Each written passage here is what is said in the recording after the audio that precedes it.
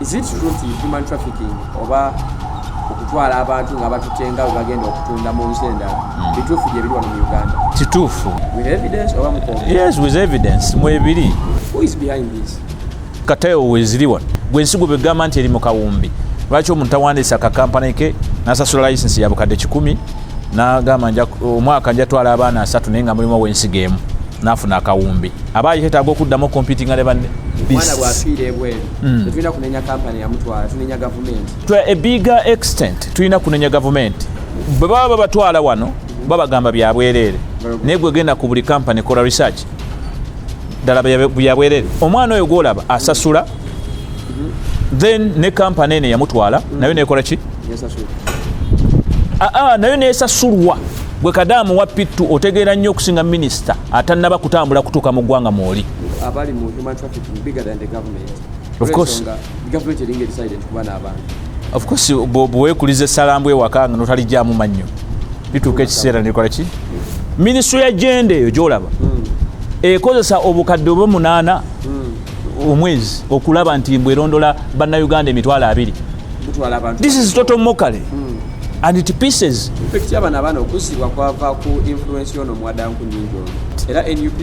And so bwe yamala okubaza bwe yazza bali luddawo tebagenda kuddayo. Have they got employed here? Omuwalabu waba tulugunya tatubuuza nkonti wange Museveni yafuge wammwe oba Bobi Wine. Naye gavumenti ebe yagala okumega politics wano ebaga ewandiisa bibiina bipya mwe ne musiriwalira eyo buli omu ng'amanyi ategeera nnyo. Nkuba kyeyo batwala nga bamusaliddewo emitwalo 9 n'atafuna na liberty kusuggestinga musaala kigwe nnyina ofuna omusuubira ddi okugaggawala yenkanenkana amutwala. Bannayuganda bameka abafudde era owulidde ani alina interest in that. Twagala kumanya abaana ffe bafudde wabula babikkirira bubikkiriza bate business tefa. Shame on you. Mweyogeza nnyo mwe basajjamu aba parliament mwe batula ku budget committee as if you are not in Uganda.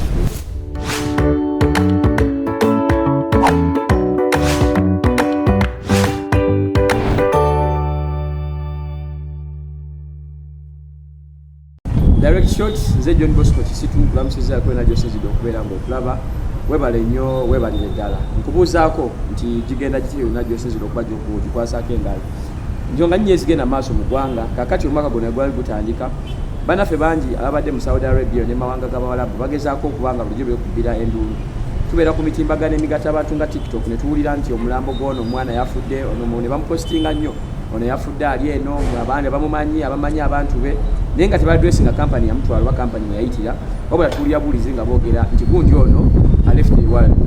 Kakati mabegakaawo twagenza okuwulira nti bano abakulu basayiniza agreement wakati wa Saudi Arabia ne gavumenti ya Uganda bingi ebatuuseeko mu byonna mwe bagambidde nti balina okutereeza kino ne kino balina okubanga batereeza embeera y'omukozi balina okubeera nga batereeza okubeera nga omuntu okugenda ebweru amawanga gonna gategeezebwako balina okubeera nga mwekyo batereeza okubeera nga kisitu afuna omusaala ogumala balina okubeera nga batereeza welfare y'omukozi era ne mu agreement eyo mulimu nti kale omuntu abeere sure nti embeera egenda kubeera nambulukufu e Saudi Arabia gyagenda okuba nga agenda.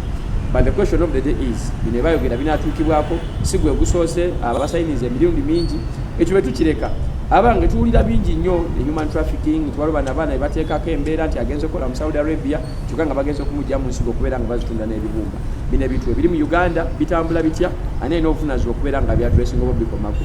Ndi wa mukisa nti leero nfunye omukulu akulira Migrant Workers Union agezeeko okubeera nga atusigira ekifaananyi ku nsonga zino zetukonyeeko mu mbeera emu oba endala. Ye mwami Kayonde Abdallah gwe nina ku direct shot. Mwami Kayonde nsanyusa okulaba lamusa abalabi abatulaba.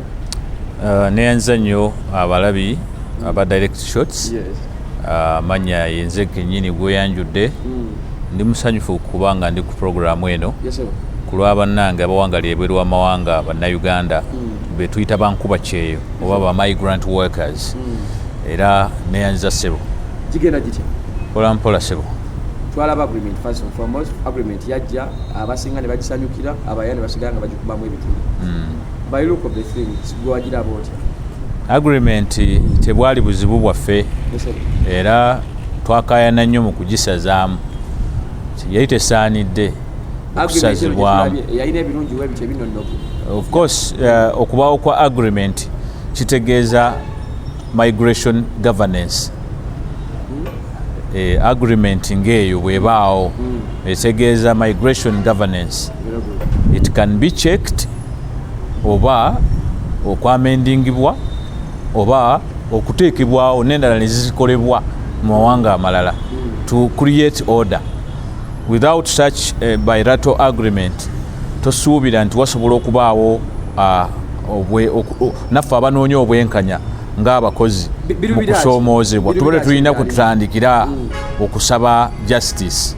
So ebanga entabiro ensonga lwaki we bagisuspendinga twakayana tugamba nti yali tesaanidde wabula ebirumira muyo oba ebitaatuukirira bibeere nga bikola ki bitunuulirwa byamendingibwa mu byo kyetunoonyamu nti of course nti yandibadde esoosowaza nnyo stakeship oba stakeholdership ey'abakozi kubanga egendereramu kuwa abakozi birimo na kubanoonyeza ddembe.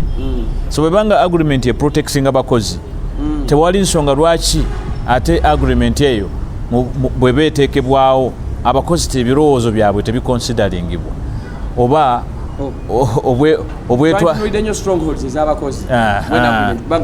because impacting abakozi tegenda ku impacting bano abali wano abatwala bokka kuba abatwala already balina kye bayita regulation esobola okubanga ekola ki nga ebatwala eyakolebwa wano ya 2021 nga regulation eyo already ebalagira ki kye balina okukola. In other words baba nga batutte boogwabwe guba guwedde nga bayise mu regulation eyo gwe nga gavumenti asindika ba sending government buvunaanyizibwa abo kiringa ng'omwana omuwala ng'atuuse okufumbirwa ye naakulaga nti ayagala kufumbirwa ebyokutegeka okufuna abako omwana bwakira ku makya naakwatulira ntaata nnonze mpulira essaawa ekoze eki era ojja laba bataata abamu bafuna afuna pressure zimukuba oluusi ennyumba terabika bulungi n'atandika okweteekateeka butya bw'anaatuuza abako.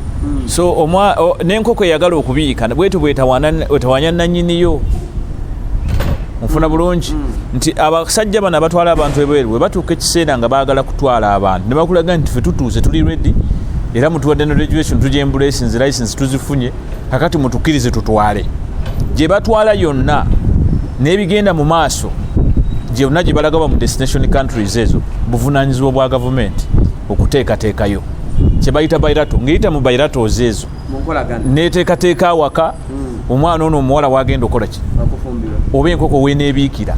So yonna gye balaga ne biba bibaddewo gwe bw'otegekera enkoko yo ebiikire ewayita esalambwa enkeera ku makya bwe likera ne libojja enkoko eyo ne ligiryamu enjuba gwe yategeka enkoko eyo weeneebiikira ovunaanyizibwa. So government evunaanyizibwa kinene kati of course n'okulaba nti ebaawo okulabiriza okulaba nti security weeri enkoko yange weebiikira abantu baleme kubba magi baleme kugitawaanya n'ebisigadde ebigendera awo nti tujja kukera ku makya weekwase nti ate kampani eyatwala ate yejjeemu ensigo ng'ebadde Uganda ezo jurisdiction zikwatagana ate ekyokubiri wagikiriyalinga tebikwatagana kati gwe omuzadde areceiving oba gwe aweereza mwe mulina okuba n'enkolagana nga muyita mu bayirate eyo.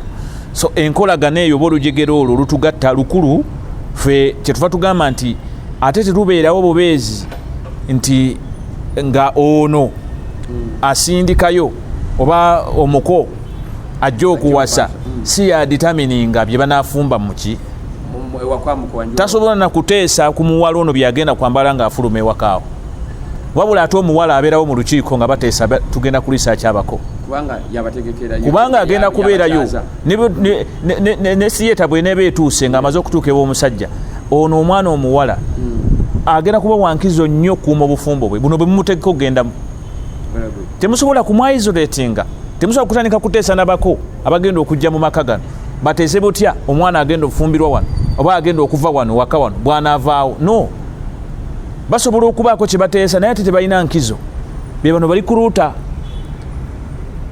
omukaana ajja ku buko amanya bumanya n'agoberera nnono za kuwasa. Tubere straight, recruiters and companies ezitwala abantu. Yes. So government yina obuvunaanyizibwa okuterekera bana gye banaalagirira. Exactly. Mu bilateral trade. Either mu kubuulirira, mu kukuza, mu kubalaga ekituufu ekikyamu ye family. Then rolo ya company eruddawa. Rolo ya company ya kuwasa kujja kutukula omwana akuze. Yeetaaga emirimu. Okay. Ffe emirimu tugifunye. Ku neighbor wali nalabyewo omuwala zempulira nsobola okumuwasa. Very good. Ye company eze emufunye muwasiza tekugambye nti emusuddawo. Leto mwana myaka 18 kwasa tumwetana agenda akole. Bwatuuka yeri ate kati buvunaanyizibwa bwa company ku following up. Ate kakati buvunaanyizibwa bwa company ki? Company ina jurisdiction yayo. Si waliwo ebibuuzo bingi. Si yegenda bwemala okubanga abana abazze ne bawasizaako omuko ne bamugoberera ne bamutegeka ne bamusonderako ndowooza baali bakusondeddeko oba tonna bakuwasa abakuba basondera ne beegatta emikwano bwe bamala okuwasa ekisenge bakiyingiramu naawe balina we batakola ki balina we batatuuka kati kampani zino totandika kunenya bako mwe mwali ku mbaga omukono katakyampa mmere bwe butuuka ekirantawaanya mwe mwali ku mbaga mwe mwajja okugira ebyo byebaagala okutuzaamu ba capitalists. Tulina kunenya kampani ya mutwala tunenya government. To a bigger extent tulina kunenya government in the first line 70%. They are just misguided missiles. Yes, and njagala nkibuli bankuwa kyeyabali ebweru okunenya omutuufu size zino companies zibatwala ebweru tukyasobola okuzinenya waliwo tuzinenyeza mu 30% when nga zirina obuvunaanyizibwa bwe tuyita tortious mu civil liberties waliwo obuvunaanyizibwa buba tortious wano mu ndagaano nebino nga babategeka wabawo obuvunaanyizibwa bwe beeyama abasajja bano abategeka ebyo kasita byeyama era n'akulimbalimba abalala baba bakolako deception n'akulimbira ddala bweku n'okutwala n'akusuulayo n'obutaabutana naye kasita akutwala n'atakulimba contract n'otuukayo n'ogiyingira ebiddirira mu contract eyo bibeera tortious ku mukamawo kubanga gwoba ogisayinize naye wabula wabaawo obuntu obulala buno just bantu babwere era abamakampani abo lugezigezi lwabwe kubanga bebeeteeka emiguwa egyo mu kifuba nti otandika otya okwewagikako okulondoola nja kulambula nja kubaawo nja kulwanira nja kuwolereza naye ngeriyo ministry namba ekuregulating okusi kwepampalika nakurisikinga mwana w'abantu kati bwe buwaayiro obwo obujja n'osanga nga kampani bagyerizeemu nti yalemereddde okukola obuvunaanyizibwa bwayo naye ngaobuvunaanyizibwa obwo tebwandibadde bwayo. The problems over that is one of the loopholes exactly. There's a big confusion there that needs to be ironed out between atwala yes omwana wafiira ku mawanga partly kirina okubanga kivunaanyizibwa ku company mo ku government era ndudde nga nkyogera nti empisi tekuuma sitowa ya nnyama ebejja jirya kubanga ono omusajja wa maddu yekolera magoba is a business entity. How can a company, a recruitment company, protect the interests of their profit? I mean, how can they protect their profit and then the rights of workers? These two cannot rhyme. Okujjako ngamba mwagala kukwata mukozi mumukozese bukozesa mumufunemu then ebiba bisobye byonna abutaabutaniraawo nga mumulese mu bank. Abdallah gundi kyenda alukole erimu kuba yoso sanze ku interests z'omukozi then naye tulaba ebimakulu bye bingi nti online good systems ebazitereze nti omusala gweyongere nti babeerewo enkolagana ne government ya Uganda nebali fetulaba nga the big extent eno agreement eringa egenda okuyamba munnayuganda okubeera nga ddabulizibwa nga ali mu bitundu byebweru. The problem ebiri mu kutokyalinga bannayuganda okubonaabona ebweru si system ya internet era luli nalaba director labor neŋŋamba kakati mukulu ate ku expertise gy'olina toyinza kukyamuukirira nga bwe mwafunye system era twafunye system kakati omwana oluva wano bwe swi n'alandinga ejidda fe wali tuba tumulaba system zaffe ziba zimulaba director labor tumusuubira okuba nga amanyi labor affairs n'abakozi ne labor unions ne trades and all that stuff that ebikwata ku bakozi tateekeddwa kulowooza nti kati machines oba robots oba systems ezo zibalowoozaako ze zigenda okuba in charge of following up a human being and then a human being is zeroed out. Why am I saying this? Of course kitegeeza obanga apakira bogoya oba amenvu n'ogasa mu box oba green papers n'obusaako siiru bwe bulandinga ejjidda otegeera era banyigamu bwe bati ku gundi eno system neeraga nti wali zikoza zitya ebidirira tomanya oba bazisiise nga bazirira ku nyama ya ngamiya oba baziriridde ku nyama ya mbuzi tosobola kumanya otegeera bulungi you are free to use a system naye Kayondo akugamba nti you must be very very meticulous ng'ogezaako okudefininga protection y'abakozi abakolera ebweru w'eggwanga gwe gy'oyagala okuteekawo ng'oyita mu system oteekeddwa okuba omwegendeza because bano bantu si nsolo si bimuli nti obipaakinga obitwala ojja bitrackingira ku sticker. You need to be very straight because these are human beings. Ensonga lwaki there was a reason why representation eya trade unions yaliwo oba weeri by ILO. Is the reason why IOM and ILO by encouraging chebaita organization governance oba this migration governance nti governance zino ez'abakozi zireeta okumanya nti ziwa abakozi eddembe okwekiikirira okubanga balina representation okubaawo physically to negotiate on behalf of their fellows and not sending a robot over using an application.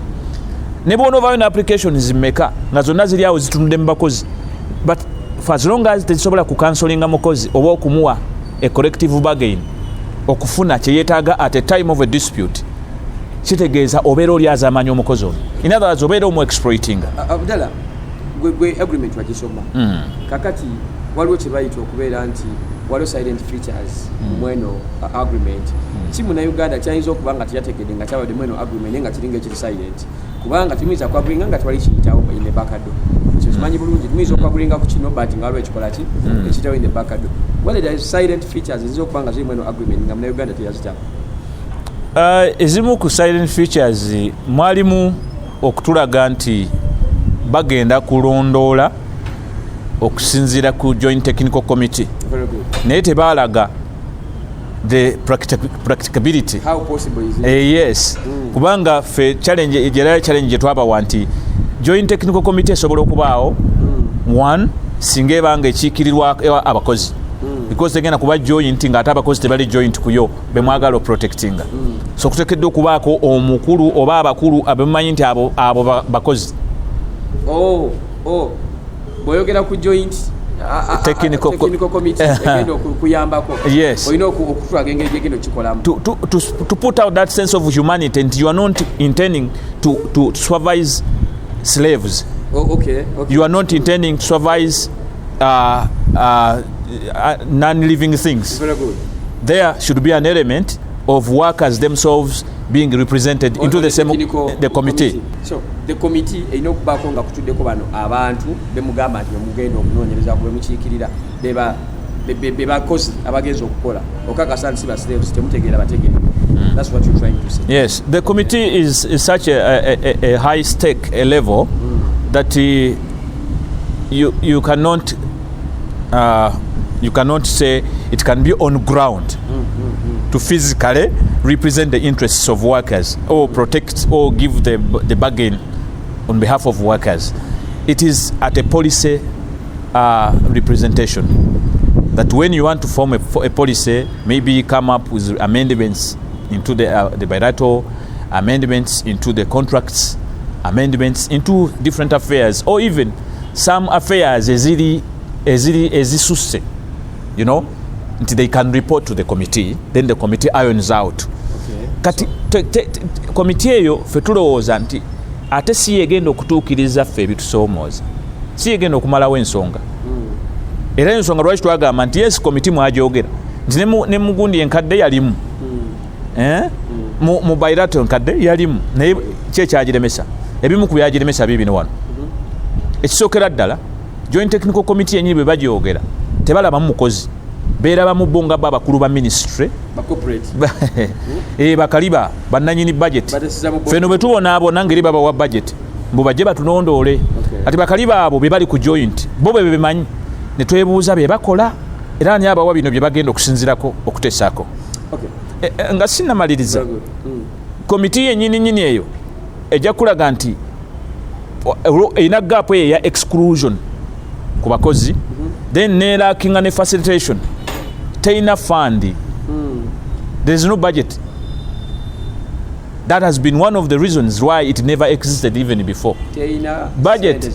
Yes, ne wano wenyini ku ministry nabo benyini obalaba tebalina sente era luli twayitukaya naawo nga twagala ministry ya finance this time mu budget gibagenda soma katuwulirize oba twabadde considered olaba parliament elene nabo member of parliament abo n'abatula ku budget committee obalaba abo ojja balaba enkeera nga bebenyini abeeyogeza owulira nga beeyogeza abaana baffe babonaabonera ebweru babonaabonera ebweru naye be batula nga batematema budget towuliramu budget erondoola baana bagenda ku kyeyo shame on you mweyogeza nnyo mwe basajjamu aba parliament mwe batula ku budget committee as if you are not in Uganda sente era njagala tubanoonye bonna tubateeke ku record oba emitwe gyabwe bo tebakiraba nti tulina abaana ababonabonera ebweru. This is our constituency. Abaana babonaabona ne babanoonya nno ne babasona n'obasona ne babatiraga amakampani ne gabatwala ne bafunirako akalulu. Abasinga bonna bali mu parliament nga bonna beekwasa ku recruitment tujja bafunira emirimu mujje abantu batwale. Abaana bajja genda ebweru bakole. Naye bwe babuuza budget erondoola abo gye muwa ministry ya gender eriwa. Kati ku budget y'emu eyo yeteekeddwa okuvaako ssente ziyamba Uganda okusupportinga this joint technical committee. Kati gwe mbuulira budget eyo ne bateriiwo bilateral eno siria kota mu Galumonde nga the only thread erimu oba the only jugula it is that joint technical committee gye bayinza osinzirirako kale negotiatinga for okufuna okutaasibwa. You need to appreciate some MPs. Appreciate what? Bomba temutuwadde budget wamulaba n'atuuka n'ogenda n'abalamba n'asula nabo ku street nakati bwe yakomawo report eriwa gye yatuwa bw'aba tali compromised saagala mulemesa kaluluke anti kati atubuulire yakolawo ki tatula mu parliament budget committee agiyitako emirundi emeka nga ayingira parliament bunaku okukitegeeza nti mwetaaga okuwayo bali esente balambule kuba n'abaana mubuuzi oba bwe yagenda Saudi Arabia tetuuka mu Philippine embassy kiki kye yategeera aba Philippine kye bakola ekyenjawulo bannayuganda sobola kukola tumanya nti abaana bali bubi kuba buli abaana ebyekubira endulu nga tulowooza balimba naye yasula nabo yalya nabo yatambula kiki kye yalaba okujjawo kwekubya ebifaananyi nabo kiki yalaba kyagwamu n'aloopa oba nannyonnyola nga ali ku oversight mwadanku nnyingi gwentegeeza muganda wange oyo tuve mu bino ebyokudda mu gundi n'ovaayo n'otigira abantu. We have to be practical. Ministry ya gender eyo gyolaba ekozesa obukadde oba 8 omwezi okulaba nti mbwe erondola bannayuganda emitwalo 2. This is total mockery and it pieces. Muddira mutane mugamba nti bankuba bwana aba bali ebweru mubalocating eyo just 80 millions obukadde 8 baman ngeriyo ne banna Uganda bali mu Europe nga migrant afuna obukadde 8-10 omwezi. Yes nga tetwalibwa bino bikampani bino. So you are exploiting us. Musimbisa abaana line mu bikampani nimba wa license naye ministry temujiwa budget effect y'abaana okuzibwa kwava ku influence yono mwadanku nyingi ani and so what and so bwe yamala okubaza bwe yazza bali luddawo tebagenda kuddayo. Have they got employed here in a better wage? Tebalina mawulire and I want to advise them temuina mawulire. You are only repeating yourselves.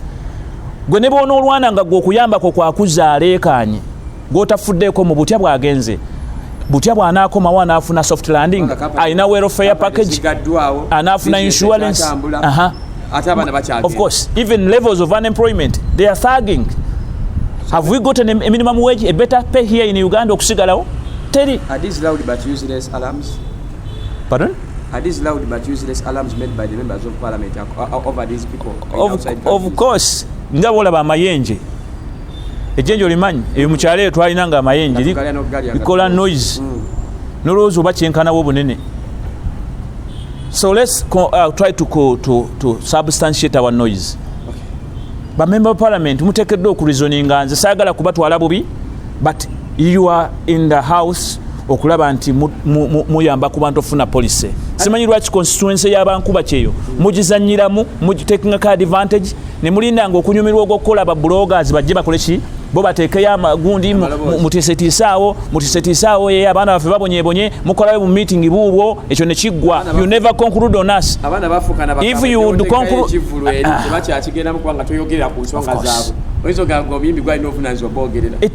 nze njagala eno message ebatuukeko bonna oba oli mu opposition oba oli mu government. Sort yourselves. Omuwalabu waba tulungunya tatubuuza nko nti owange Museveni yafuga ewammwe oba Bobi Wine. Teri tebabitubuuza yakutulugunya kalamba. So what we need are the systems. Zo systems zetwogerako Kayonde zayogerako ze zigenda okukola ne government erijja ezikozese ne bwebanga yeeno yeddako oba erijja nga ndala. What is going on is going to continue happening. Teri yagenda kulima nti abantu okugenda ebweru kigenda kukoma kati tekigenda kukoma ate ne bankuba kyona obesibe bbiri tukyagenda ebweru okukola because it is in our right actually liberty okumuvinga oba okumigratinga. So teri yagenda kugamba nti government wenekyuka emisaala gigenda kulinnyirawo osigaze bana Uganda ono mu ggwanga. That may be that it may take some years. Nawulidde akokongeza sente tibabongeddemu kumpa emitwalo nga 10 abadde bafuna emitwalo 9 bafunye kati bafuna akakadde kalamba. We are supposed to be appreciated and what is the impact? It is tezijja buzi ku silver plate. Kizo kuba bagongeddemu emitwalo 10 but again nga waliwo ebirala ebikugatiddwako kwa ezo sente. No, I don't want that question of who should be appreciated. It's not yet time to set a bonanza. No, we are not yet there. No, it's not. We are not on a bonanza. Of course, but already banafu waliwo wa sente ntono. Mitwalo 9 zaali sente ezo. Bobodde bana bagenda n'obongera no bawa kakadde. Okay, it's fine. Naye nga golaba kakadde ke kabasaana okusinzira ku mirimu gye bakola. Secondly, nabo benyini basobola ofuna akakadde ako, but it cannot be of value nga tebalina welfare oba tebalina protection, tebalina the other monitoring we are talking about. So I don't feel happy to celebrate. And I don't want to say njagala kwebaza ministry njagala kwebaza bakoze eki tewali kye bakoze, just bagezaako kutega bukodyo kamasu kwongera mujje kumpi wano. It's the trap to exploit us. I want to be straight. Ezo sente zibongedde mu ntono nnyo. If they indeed wished good for us, for a worker, they would even double it according to the work we do. Of course. And who pushed them actually to increase this money? Nobody pushed them. It is the workers. It is the workers, not them. None of them wished it nti atuli atwagala kwongera ku baana baffe bano kubanga munnange bakola nnyo katubagire babongereyo. No, it was out of our agitation. Njagala okwebaza bankuba kyeyo akensusso mwenna abavaayo ne mulaba nga kisaanidde batwongeze omusaala naddala abaana abawala abali mu mayumba. Bankuba kyeyo bano bali misused naddala mu byobufuzi ogenda okulaba batekinga size gundi tasale no tawagira kino diaspora links manyi gundi new chapter Dubai nebisigadde. Are they misplaced in politics? Of course, some of them are disoriented about one, the economic policies and the political field around. They are totally disconnected. I don't blame them because according to the dictates now it's capitalism and the free market economy. You understand? So, what you don't of have? Course that in itself means they will be divided and ruled and they will continue to be let me deliver my point. They will continue to be slaves if they also get excited into the same mix. As they are told or advised, please continue to divide yourselves. Mweyawulemu, mwetemeteme, buli omu kufominga yakabinja, webuzebuze, kati kakwecho kulabirako sizanya politics. Ne government webe yagala okumega politics wano. Ebaga ewandisa bibiina bipya. Government webe eyagala okusigala mbuyiza. Ewandisa ebibiina bipya. Esebo. Kazanya kati yako. Ewandisa ebibiina ebipya. Mwene musiriwalire eyo buli omu ng'amanyi ategeera nnyo. Obudde bwe bugenda naye nga nabo balina manifesto. Naye ng'ate ekyamazima kiri nti bagenza okuzuukuka ntusaanye okwegatta ndowooza babalabyeko ennaku ezo. Ng'obudde buweddeyo bonna bakaddiye abalala embugubugu zigudde naye ng'ekyo baali bakikola mu kusooka. So for a smart person it is unity And for we who come from the school of workers, you know, who believe in socialism, and yet we know we may respect capitalism because tuja kuduka but what we are saying, capitalism can be improved to mind about the welfare and the common majority, not to only look at a few individuals and make them better. This is where issues of suicides have now turned to be rampant. Abantu bangi from the common majority have gotten to the wall bali ku kisenge takyalina wadda because alabira ddala there's a gap of inequality eriwo alabira ddala kuba kati gumbuulira nkuba kyeyogo batwala nga bamusaliddewo emitwalo 9 n'atafuna na liberty kusuggestinga musaala kigwe nyina ofuna omusuubira ddi okugaggawala yenkanenkana amutwala if it's not meant to keep her like that. So kati gobo ngamba nkuba yes nkuba kyeyo of course nkuba kyeyo gwe batwala nga bamutemyetemye musimanyize empise mu kampani gundi ze empise bonna batwala nga balimbe naye nga bonna at the end of the day batagetinga genda serving mu zone emu ne batuukayo ne babonyabonya embonyabonya nga kumpi abonyabonya byabonyabonya dda bye bimu nga byetaaga solution ki emu ne bavaayo ne batandika okwogera ku mitimbagano okwo nga boogera bitakwatagana onayogera bino onayita mama fina onayita oli akola ekyo abeera ayagala kusiriwaza bano abakozi the working class musigale nga temumanyi kye mwagala. What if you join up a language and you speak in one language, in one voice, regardless the party you support? Because you are all up to, for example, if all your target is to remove whom you call a dictator, Sizanya politics. Very good. But if you are all targeting a dictator, why would you speak different languages? What does it take you if you all speak the same language and the next day the dictator kneels down for you? Because it will be a win-win now. You either give us that seat or you do what we want. Okay. You understand? I understand. Because we gave you powers by a social contract. You signed to serve us. You have not done what we want the same way. But tugenda mu trade unions. Obukulembeze bukyuka, olowooza lwaki bukyuka? Mukama waffe totusavinze bulungi tenywayo ewedde kwa kavaayo n'omulala akole ki? Abakozi ne bakujjayo. Kati ekyo tetwagala kukituukako tugezako oku brandinga ogenda n'omulembe n'embeera ne tetwagala nnyo kunyigirizibwa because we know what to do. And partly ebintu ebitusoomooza ng'abakozi biyingira mu politics. We don't want to act politically. What we are only calling upon government to come in and regulate our welfare. Why are these people nadala mbwalabu tibagaggawadde tebafunye sente tizimba okulaba ku kizimbe kino kya mwana agenze mbwalabu namala emyaka 10 najja n'akizimba? Why have these people remained poor? I like your critical analysis. I have been also wondering nga ndaba aba company abatwala abantu ebweru. They often excite everyone since we started 2005. Tutwala bulungi mujje mwenye, but when you look around Kampala, can they account for their positive stories? They cannot. Even we who are complaining about the dead bodies and the claims or the disputes in Saudi Arabia, we may come up with records. But if you are to ask them, bemututte since lwe mwatwala mumanyine gye bali? Can you account? They cannot. Because they know when they start accounting, they will get embarrassed. That's how I warned. So no work done. Until we have it in our mind. One day, if you don't embrace our agitations, our requests, we may end you to court to answer for the atrocities nga government ze mukoze nga mutunda bannayuganda mu mbeera enzibu ne mbamalira mu mbeera eyo nga mube exploitinga bangi bafudde. The guys of game. Of course, tugezako collecting emikono mpozi nga banaatuta tetunnagimala.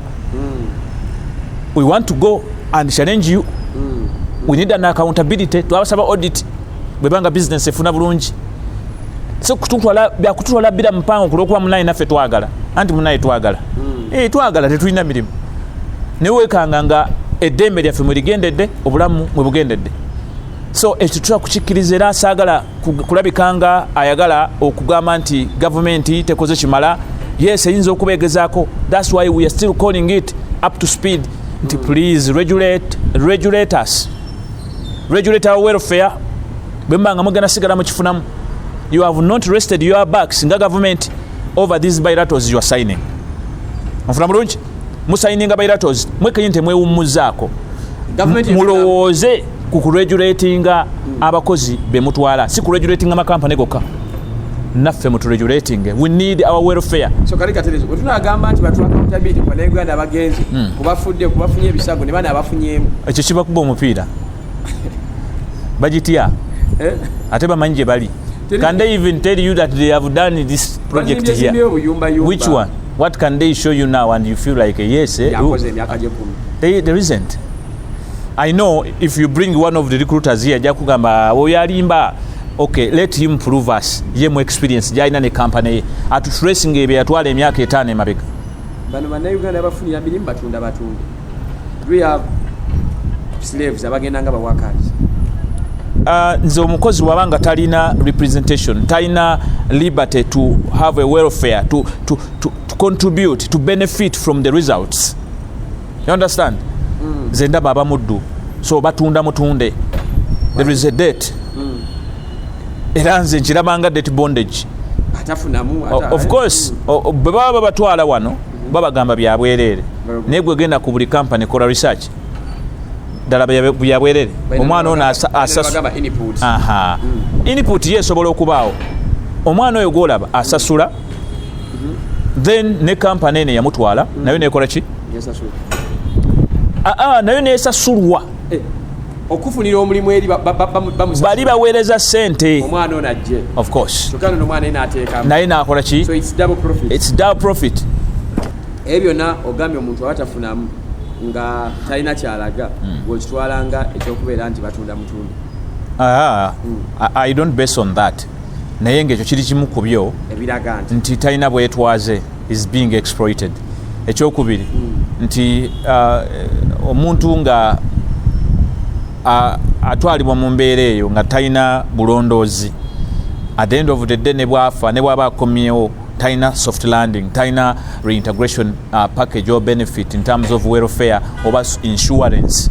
Omuntu oyo taba muntu, aba muntu ali azamanyizibwa, aba ali mu kwozesebwamu kubanga bw'okomparinga bano ababatwala ne bebatwala after 2 years ababatwala babeera more better than bebatutte. So what is the intention? Olusi bali abo bebatutte ate babeera na very worse, baba worse than expected. So ekyo kirina otunulwamu mu buntu awatali kugamba nti kugamba government kugikaka bukasi. Tetugenda ffe kusaba ba capitalist dembe lyaffe, tetugenda dibasaba, tugenda disaba government. It is government that came up with this policy eya capitalism. Bannaffe abali mu blogo gye batategeera oba ne politics agenda mu maaso olwaleero ayinza okuba abachallenginga nti olusi abamu bakozesebwa n'amaliza nga tayogera bituufu oba byayogera tabitegeera nekyalina osabira omukozi takimanyi nekitta eddoboozi eryawamu eryali badde libanga lireasoninga okufuna okuggusa ensonga. The entities that are supposed to help these workers, to help these people who go in Saudi Arabia and Israel doing what they are supposed to do. Whatuna Ministry of Labor kola ekimala, watunulira the entities of government is responsible kubina emizukola ekimala, watunulira bano simayi bayuwera simayi namwe abalwanirira. Are you people doing enough okulaba nga eddembe ly'omukozi ali ebweru alitereze? First of all, I told you abantu abakulu abavunanyizibwa ku kyeddembe kye tukayanira nga bo tebalina kusooka kubuuza bali direct line beba ye government oba ministry agenda oba ministry y'abakozi. Then abakozi bennyini n'eggwanga liri gye tulaga destination countries bavunanyizibwa. Then ono wa kampani omuleeta luvannyuma kivula buluusinze bwe mbatabukira tebategeera omusajja ayogera biki ebyo. They are minors in this. After nga bafollowinze process ayina license atraininze akuwadde buli kimu kye weetaaga. Ekyamazima ddala owa kampani oba okyamwagaza ki? Yagenda ye bosi wo okunyongoliko ekikyamu ye mukamaawo yakurepinga yakumma emmere. Ebibuuzo bye tulina okubuuza tulina bibuuliza Saudi Arabia oba yonna gye tuba tulaze nga tuliyo na bameka babiri ne gavumenti yaffe ne embassy fe abakozi mu bwetwaze bwaffe ne bali. Then tubuuza ne ensi eri eyatuwaŋŋamya oba eyatuwa obutuuze lwaki tukoleddwako bino ne tugamba bakoleddwako bino mugere mu kootisi zaffe wali babakoleko. Ensonga bwe zisobwe ziggwe ez'obukozi oba mugende mu dispute center yino gye twateekawo muwulirize munnansi waffe oyo abatuusizaako buki obulyazaamaanya nga bwe wakirabe wano ku bayindi era nakyewuunyiza nnyo of course nze gambye onaatera okuwulira nalonda mudi nga naye akuba akasimu wano nawulidde omusajja wange bamusse naye kati owa Uganda bisoboka liyo n'abasobola okufaayo bannayuganda bameka abafudde era owulidde ani alina interest in that twagala kumanya abaana ffe babafudde wabula babikkirira bubikkiriza bate business tefa abaana baleekaana nnyo business tefa ekyokubiri bannayuganda baba babagobyewo dda mujja mutya okulaba munnayuganda munnamwe gwe bakubye mumwogerako mutya kati halima utandika otya okumalaga mwogerako halima byabwe mumwogera kifu tubikolako naye gyekiggwera yonna compromise tukyali inferior. So this is what I'm telling my fellow colleagues. We spent over 10 years abroad working. So tubagamba when we are amateurs, no, we are just seniors. Bitwogera tubimanyi, be confident. Okiwulira? You are exposed. Many Ugandans are here not exposed yet. Mufulumye eggwanga. Gwe Kadaama wa Pittu otegeera nnyo okusinga minisita atannaba kutambula kutuuka mu ggwanga mwoli. Olina by'osobola okunnyonnyola ku fulo ya parliament ate nga oyo minisita atagala. Siri mu kuvoola. Of course byayogera tabitegeera. Minister. Of course aba tabitegeera. Okujja nga amaze otuukayo n'ategeera nti bonna kyala bano bamukwata n'atuuka n'osula ku lubalaza ne bamusakka sasiro mu muzira. Lwakyo otegeera byayogera nti bw'ogenda ku fulo nga nnina okupresenting ensonga ekwata ku baana bano nteekeddwa okuluma. Tugenda ku human trafficking finally. Tuwulira nti waliwo bannayuganda bakukusibwa naye nga bakusibwa ebiseera ebisinga bayitibwa mu zino company the guys nti bagenda kukola ne babajjamu ensigo ne babajjamu ebumba bw'ate bya bbeeyi nnene nnyo waggulu eyo. Is it true nti human trafficking oba okutwala abantu nga batutenga bwe bagenda okutunda mu nsi endala bituufu gye biri wano mu Uganda? Bituufu. Organ transplants, all those are human trafficking activities. Mwebiri wano mu Uganda? Of course mu ggwanga mwebiri. With evidence oba mukongo? Yes, with evidence mwebiri. Of course eggwanga tesobola kuba na immunity ku ekyo ku bintu ng'ebyo era weegiri emisango egigenze mu kooti nga obujulizi bulaga nti abantu bakomawo abagenda n'ensigo zaabwe nga tezirimu. So ekyo kisoboka wakuba nti court systems bwe ziba ziraninga zikola oluusi mu kasirise obutayagala kusasamaza okutuusa ng'omulamuzi asazeewo. So ensonga kati ng'eyo ey'ensigo oluusi twewala okuzoogerako nga waliwo ezitambula mu kooti. Wadde era mulimu ne speculations ez'obulimba due to that fear. Mulimu bannaffe abamu nga bakisussa. Because as a leader I must guide. Waliwo bannaffe abamu nga ye is just excited and is just having hate. Yakyawa byonna. Owulira ffe bwe twogera ku migration twogera tugamba nti batereeze tugende. Kati ate ojja kusanga bannaffe mu kiggalewo bakikube temutumanyira na kutumanyira tuddeeka so nga mbere tuddeeka n'omubuuza boddeeka ogenda kukola ki? Who is behind this? The mix. As in human trafficking na buli kimu. Of course katayo weziri wano bwe nyinyini ba brugarizi oba bagagga ba capitalists. Omulimu tegukolebwa mwavu. Of course tegukolebwa mwavu. Mulimu gwa bbeeyi gwensigo begamba nti eri mu kawumbi. Lwaki omuntu awandiisa akampani ke n'asasula license ya bukadde 10 n'agamba omwaka njatwala abaana 3 naye nga mulimu w'ensigo emu n'afuna akawumbi. Abaayi hetaaga okuddamu competinga ne banne ng'agenda anoonya munoonyeza abawala abagenda na waaki aba yakoze dda especially bw'aba akikoze mu kasirise nga ne gwatutte tali tracked anywhere. Ensonga lwaki tubagamba we need a third arm, we need a tripartite structure, a third arm to be sure nti bwe muba mubatwala bemutwalamu ababiri ministry ne UWERA ne company zino right waliwo essiga ly'abakozi erijja okukakasa nti gwe mututte waffe naffe tumuyina kituufu waffe mutuufu okay katugende.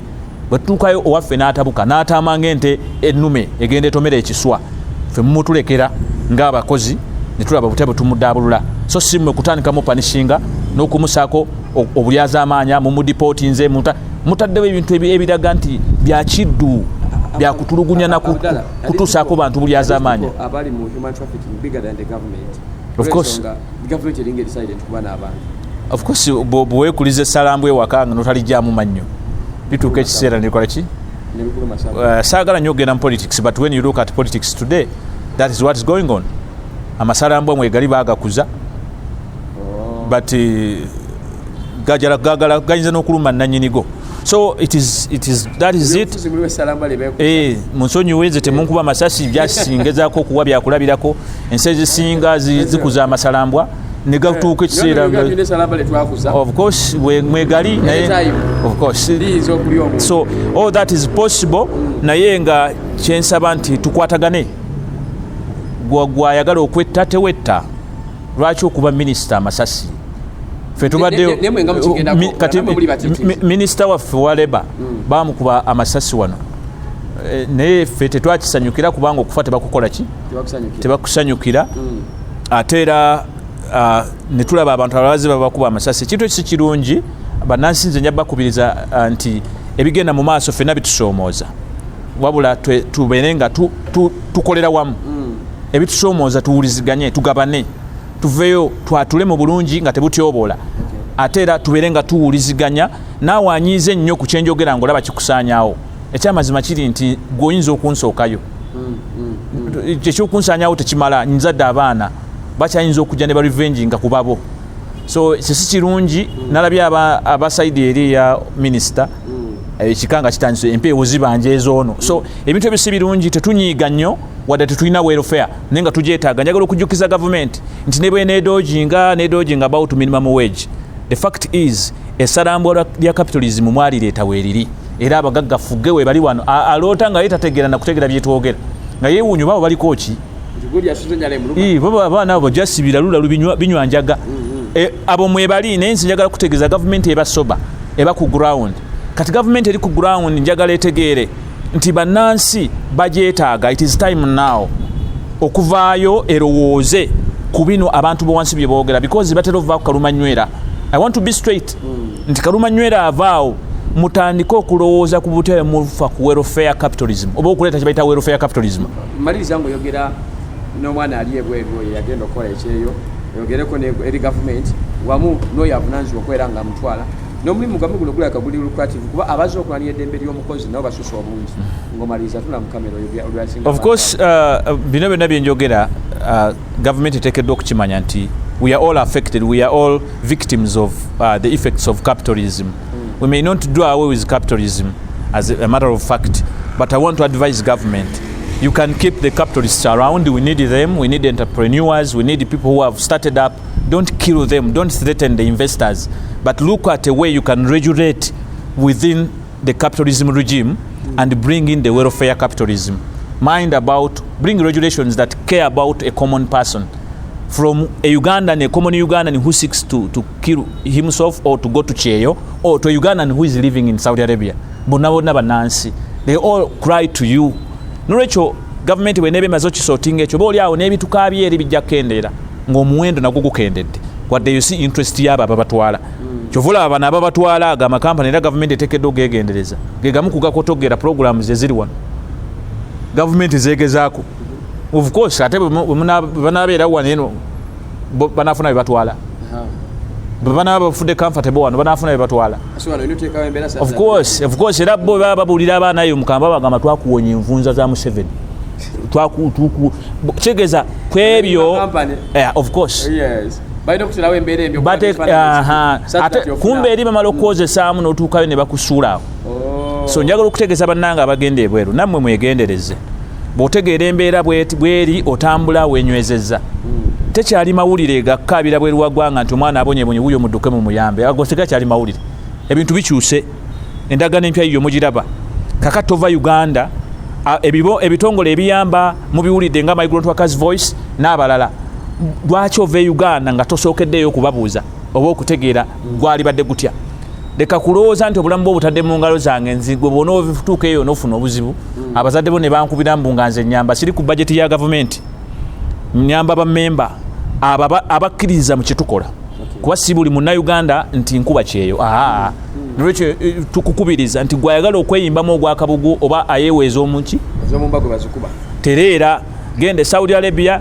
nga teweematizza nti gwe bijja kubeera bulungi ku saidi yo ogenda kutuukayo bitabuke n'okusinga oli gwe walaba baddiza mu kikeesi mutunulire bannammwe abakumyo nga tebalina welfare tebalina insurance bye tuli mu kwogerako mutwegatteko nga temunnafuluma wano mutunoonye nti ku nnamba eno bweti mu mwami ono namuwulira njagala kugenda nfune ki agasingako awo oba oli awo bwe ntuuka eri ne bitabuka n'afuna engeri gye bannyambako oba okufunamu okubudaabudibwa n'okufuna obwenkanya mu ebyo ebinaaba binsomooza kuba si byanjawulo bakama bamwe be bamu mu nnyumba mwafiiridde nakatudde gwe mugenda okukola lekera okwematiza mwana wa nnyabo. How hard is this job? It's so hectic and so risky. Have you ever been threatened? Of course, several times.